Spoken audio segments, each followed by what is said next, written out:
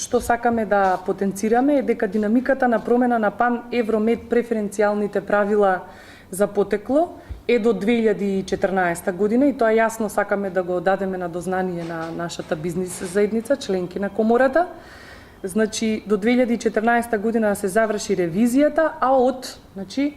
јануари 2015 година да може, се предвидува од 1 јануари 2015 да може да се примени регионалната, значи да се применува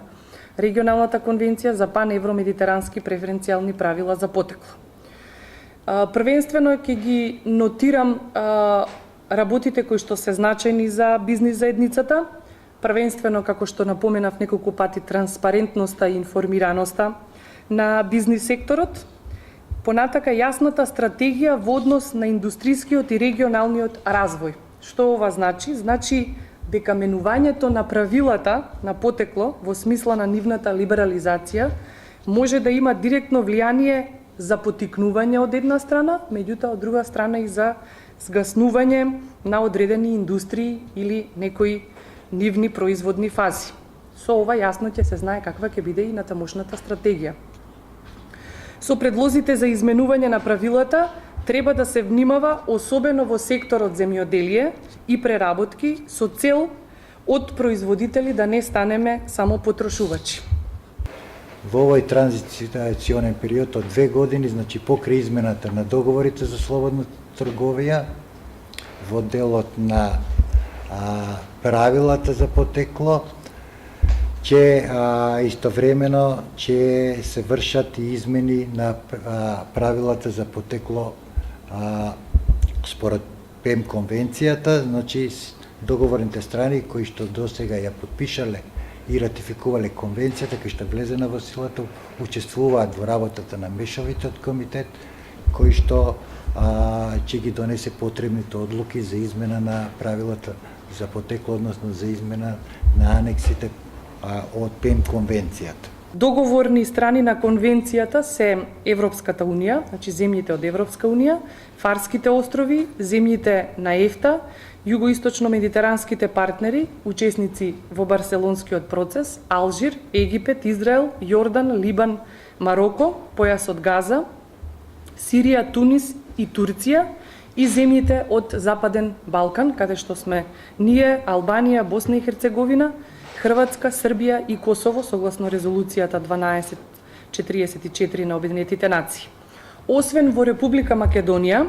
до сега конвенцијата е влезена во сила уште во 6 земји, значи Норвешка, Швајцарија, Лихтенштеин, Исланд,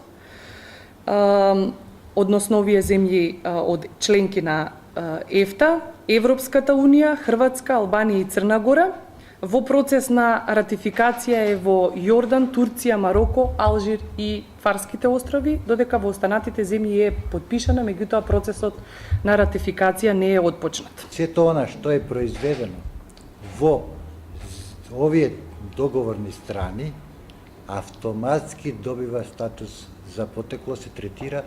како значи набавено од било која од овие земји, значи оние проценти што ги кажуваме или другите услови потребни за стекнување со статус за потекло не се битни, затоа што тие по автоматизам се материјали кои што веќе имаат потекло.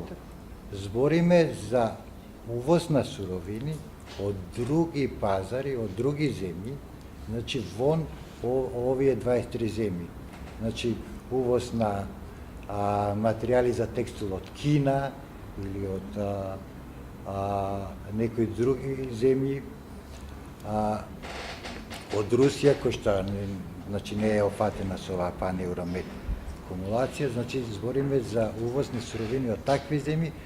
Во тој случај се овие ограничувања што се предвидени со правилата за потекло под пан-евромед кумулација. Се договоривме за 10 дена по сите здруженија да се достават предлози, односно на веќе постоечките предлози кои што се ставени во матрици во табели, а се објавени на нашиот веб сајт, да ги достават на ниво на гранка своите предлози во рамките на земјоделски производи, индустријски производи, како и текстил и шекер. Потоа уште еднаш када седнеме со представниците на Царинската управа на Република Македонија како координатори на регионалната група за Западен Балкан, значи представникот Царинска управа е координатор во регионалната група и со представниците од Министерството за економија заеднички да одиме предлог по предлог да видиме што е она што понатака ќе го предложиме како земја и ќе видиме дали ќе биде усвоено.